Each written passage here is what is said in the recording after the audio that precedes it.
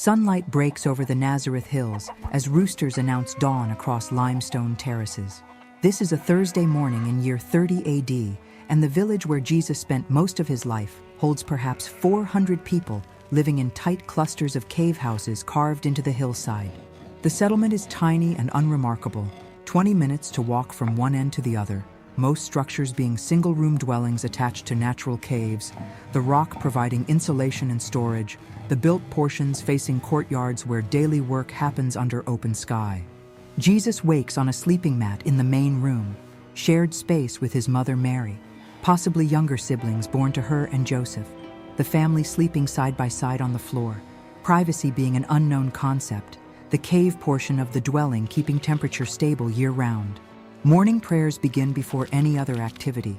Ritual washing of hands and face using water saved from yesterday, reciting the Shema while facing Jerusalem, phylacteries being worn by adult males, the religious obligations shaping the rhythm of every day before work begins. Breakfast is simple and quick.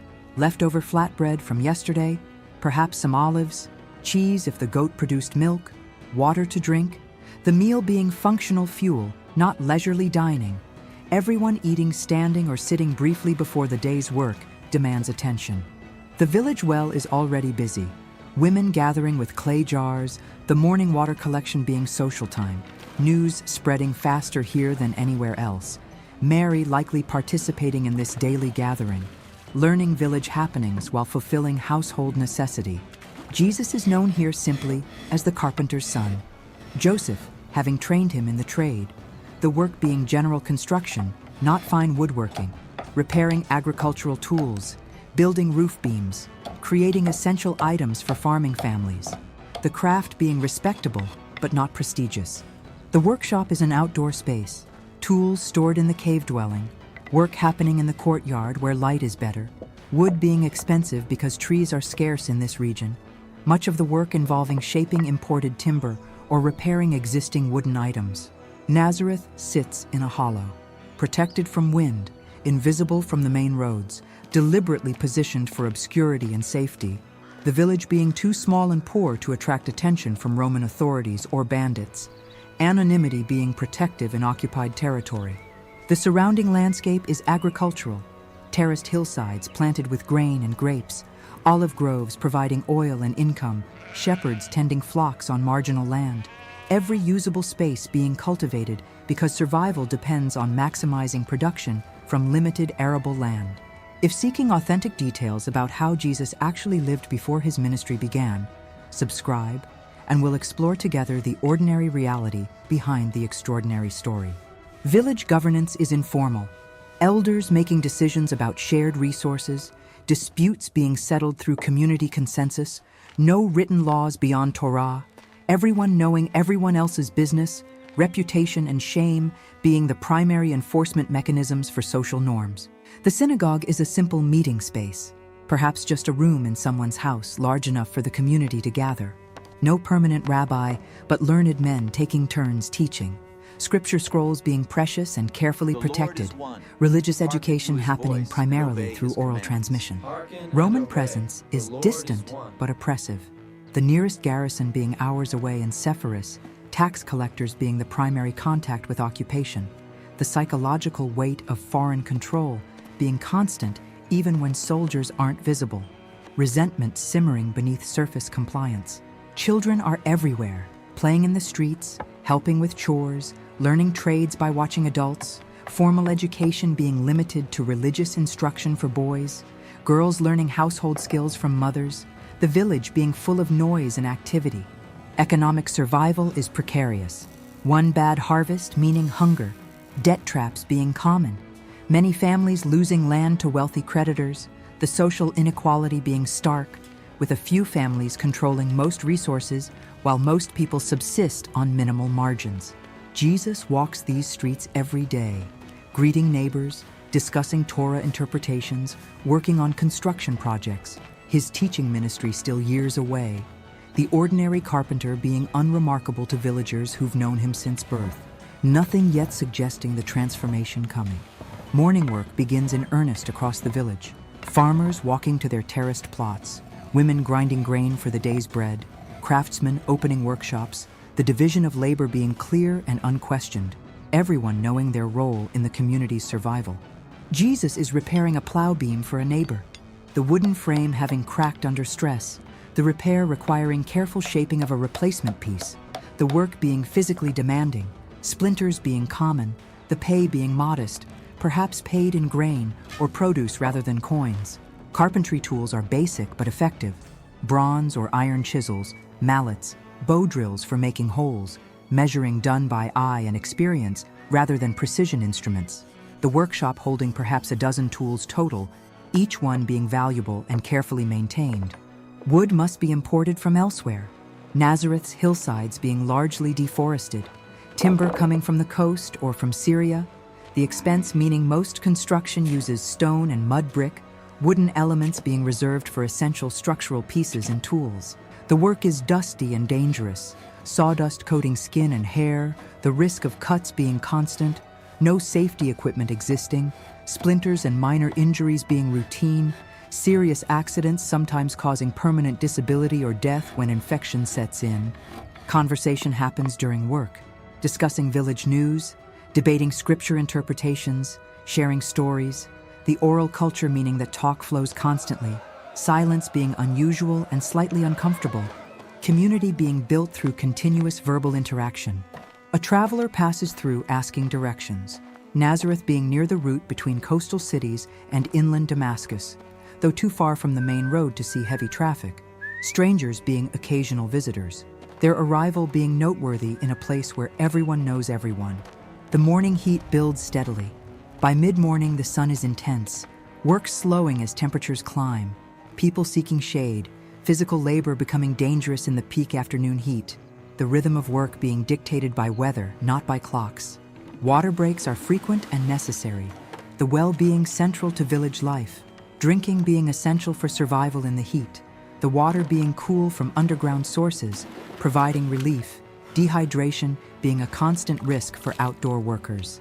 Religious discussions happen naturally, Torah being the shared intellectual foundation, interpretations being debated, questions about law and practice being routine conversation. Jesus likely participating in these exchanges, his perspectives being formed through years of engagement with scripture and tradition. The marketplace is minimal, perhaps a few vendors on certain days, most exchange happening through direct barter between neighbors, the economy being largely non-monetary, relationships and reputation being more important than coins, trust being the foundation of every transaction. Bread emerges from clay ovens, the smell drifting across the village, women timing their baking to avoid the worst heat, the flatbread being made fresh daily because it goes stale quickly, the rhythm of baking being as regular as sunrise. Children are learning through observation, boys watching their fathers work, girls helping mothers with household tasks, the education being entirely practical, literacy being rare and limited to religious contexts, knowledge being preserved and transmitted through demonstration and memorization. The pace is unhurried but constant. No separation between work and life, no weekends or holidays except religious observances, labor continuing from dawn to dusk 6 days weekly, rest on Sabbath being strictly enforced, the rhythm being ancient and unchanging. Injuries are treated with limited resources, herbs for infections, splinting for broken bones, prayer being as important as practical medicine, serious injuries often resulting in permanent impairment, the village having no trained physician, relying on traditional remedies and hope. News arrives slowly. Traveling merchants bringing reports from other regions, pilgrims returning from Jerusalem sharing stories, information spreading through oral networks. The world beyond Galilee being distant and somewhat mysterious, understood primarily through inherited stories and occasional reports. Midday brings a pause in heavy work, the heat being too intense for sustained physical labor, people seeking shade and rest, meals being light and quick, the afternoon lull being universal across the region, survival requiring adaptation to climate. Leave your like if this detailed reconstruction of Jesus' daily environment is revealing the ordinary reality behind the familiar gospel stories. Jesus likely eats lunch in the courtyard, bread, olives, perhaps some dried fish, eating alone or with family, the meal being functional, not leisurely, conversation being casual, discussing the morning's work and afternoon plans, nothing marking this day as different from thousands before. The village well becomes a gathering place, men resting in the shade, discussing farming prospects and Roman politics, the conversations being the same ones repeated daily, the rhythms of village life being predictable, surprises being rare and often unwelcome. Goats wander through the streets, animals being semi-feral, foraging among the houses, children being assigned to watch them, preventing them from eating gardens or wandering too far, the livestock being essential to survival, providing milk, meat, and hides.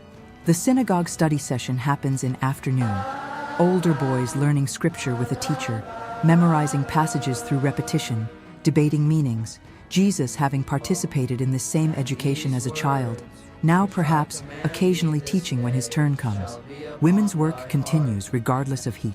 Spinning never stops, weaving progresses, food preparation for evening meal begins, the labor being relentless, the expectation being that women will work regardless of conditions, breaks being brief and task-oriented.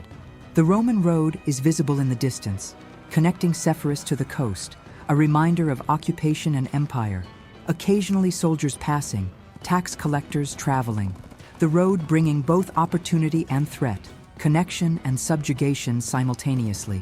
Olive groves require constant attention, pruning, weeding, protecting from animals, the trees being multi-generational investments, some being centuries old, the harvest being the primary cash crop for many families, determining whether the year brings prosperity or hardship.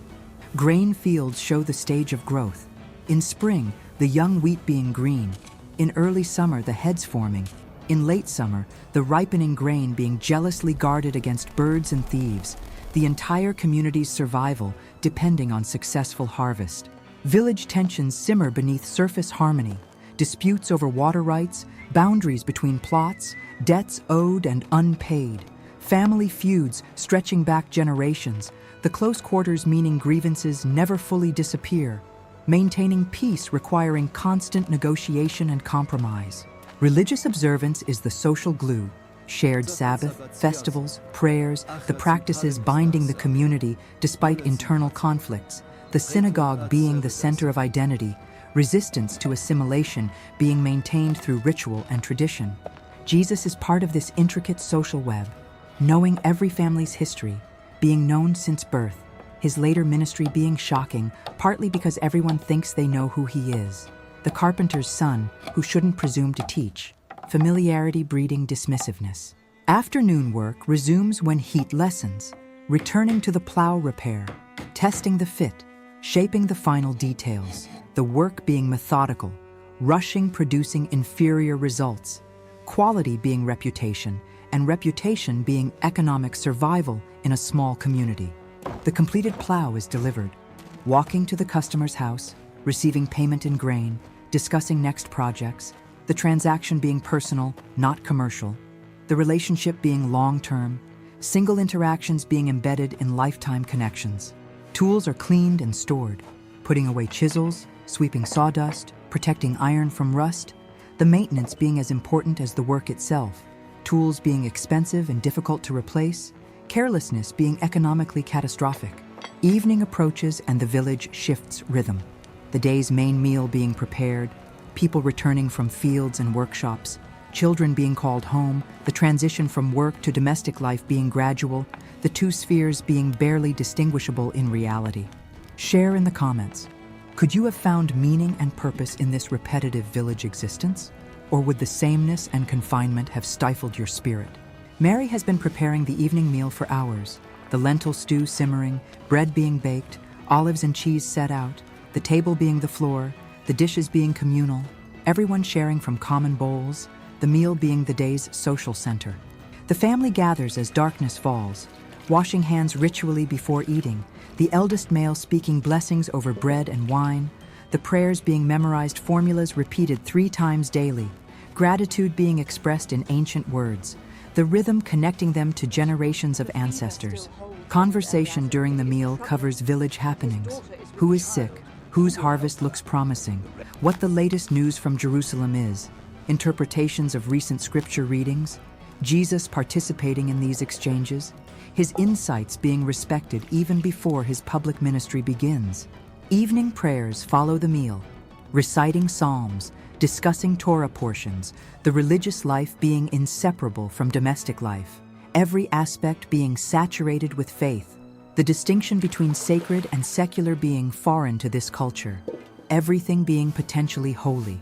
Oil lamps provide minimal light, one or two small clay lamps burning olive oil, the flickering flame creating shadows, conversation continuing in semi-darkness, people retiring early because lamp oil is expensive, sleep being the default evening activity.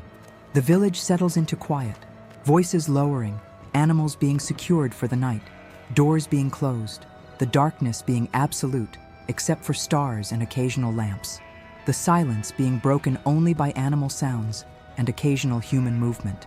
Security is communal and informal, everyone watching for strangers, shouting alerts if needed, the village being defensible by virtue of its position and poverty, having nothing worth stealing except livestock, which are closely guarded. Children are sent to bed, sleeping on mats near parents, no separate rooms or privacy, the entire family sharing breathing space, the intimacy being normal and unremarkable, private space being a luxury this culture doesn't expect or miss. Adults may talk longer, discussing concerns, making plans, the darkness and quietness creating rare intimacy, marriages being partnerships of economic necessity, but affection often developing, the relationship being complex and deeply embedded in survival strategies. Jesus perhaps studies scripture by lamplight, the practice being common among devout men, memorizing passages, pondering meanings, preparing for his teaching role, though not yet aware of the specific path ahead, the foundation being laid in these quiet evening hours. Sleep comes early and is often interrupted. Needing to relieve oneself means leaving the house in darkness, babies crying, animals making noise, the sleep being fragmented, the modern expectation of uninterrupted rest being unknown, adaptation being necessary. Tomorrow will be essentially identical. The same work, same meals, same prayers, same conversations. The repetition being the nature of village existence, variation being rare and often unwelcome, stability being valued over novelty. The Sabbath approaches in 2 days, preparations already being considered, extra bread needing to be baked, work needing to be completed or postponed, the rhythm of the week being oriented toward the mandatory rest, the cycle being eternal. Roman oppression is a constant background reality. Taxes draining resources, the threat of violence if resistance appears, the daily indignity of occupation. But today being relatively peaceful, no soldiers appearing, no new demands being made, the oppression being routine rather than acute. The village is poor but not starving. Most families having enough to survive, some having small surplus, a few being desperately poor, the inequality being accepted as natural, charity being expected from the better off, community survival depending on sharing in extremity. Stand on the hillside above Nazareth as stars emerge and oil lamps flicker below, understanding that this unremarkable village contained the man who would transform history through teachings formed in this humble environment. This wasn't deprivation exactly, it was normal existence, the poverty being relative, not absolute, people having shelter and usually food, the standards being low enough that survival itself constituted success, comfort being unknown as a goal. The ordinariness is the remarkable part. Jesus living 30 years in this place before his ministry began, participating in the repetitive rhythms, experiencing the same scarcity and sameness as everyone else, the extraordinary emerging from the completely ordinary. The village was deliberately obscure. Nathanael's question, "Can anything good come from Nazareth?" reflecting the settlement's reputation as insignificant. The gospel writers rarely describing it because it seemed unremarkable, the setting being almost invisible. Community was everything and suffocating. Knowing everyone meant support and surveillance simultaneously. Reputation being essential and imprisoning. The closeness creating both security and constraint. Leaving being difficult when identity is embedded in location. Religious life pervaded everything. Not separate from daily existence, but woven through it. Prayers punctuating the day, Sabbath structuring the week, festivals marking the year, the sacred being found in ordinary tasks and conversations. Jesus' later teaching reflected this environment. Parables using farming, bread making, construction imagery because these were his daily experiences. The abstract being taught through the concrete, theology being grounded in the material reality of village life. The seamless integration of work and prayer shaped spirituality. Holiness being found in carpentry and conversation not just in temple ritual. God being present in ordinary relationships and tasks. The division between secular and sacred being false. Women's invisible labor sustained everything. Mary and other women grinding, spinning, weaving, cooking, bearing children, their work being essential but largely unrecorded. The household economy depending entirely on their relentless effort, acknowledgement being rare. Children absorbed culture through immersion, learning by observation and participation. No formal schooling for most, knowledge being practical and relational, the transmission being oral and experiential, the community being the classroom. Economic precarity created dependence on neighbors for labor exchange, on the land for survival, on God for provision beyond human control, the vulnerability being acknowledged and addressed through community and faith. The peace of this particular day was fragile, built on routine and mutual cooperation, always potentially disrupted by crop failure, Roman demands, personal conflicts, illness, the stability being achieved through constant maintenance not being naturally occurring. Jesus would eventually leave this village, his teaching ministry requiring movement, the gospel spreading beyond Nazareth's confines. But this place shaped him profoundly, the 30 years here forming the foundation for the 3 years that changed everything. The villagers who remained lived similar lives afterward, unaware of participating in history, their ordinary existence providing the context for extraordinary events. Their routines continuing, while the carpenter they knew became someone they struggled to recognize. Which aspect of Jesus' historical context should be explored next? The Jewish festivals and how they were celebrated in first-century Galilee, or the Roman taxation system and its economic impact? Leave your vote below. I'm Abigail. You've walked through an ordinary day in the village that shaped Jesus, witnessed the routines that filled 30 years before his ministry, understood that divine purpose emerged from humble, repetitive, unremarkable daily existence. Welcome to the Circle, where history reveals that holiness often incubates in ordinariness, that extraordinary missions are built on ordinary foundations, and sometimes the most significant preparation happens in the least remarkable settings.